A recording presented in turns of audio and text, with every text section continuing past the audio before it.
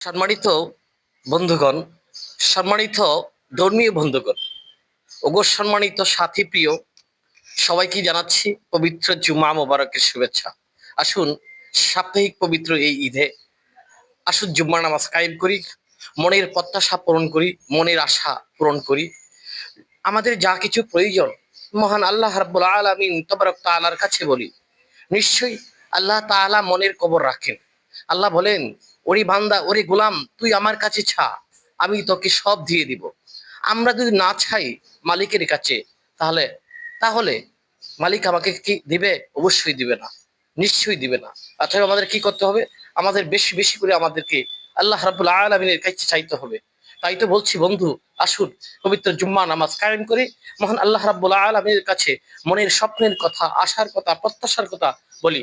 আল্লাহ রাব্বুল আলামিন সকলের মনের প্রত্যাশা কবুল করুন, আমাদের জুম্মা নামাজকে কবুল করুন। আমিন।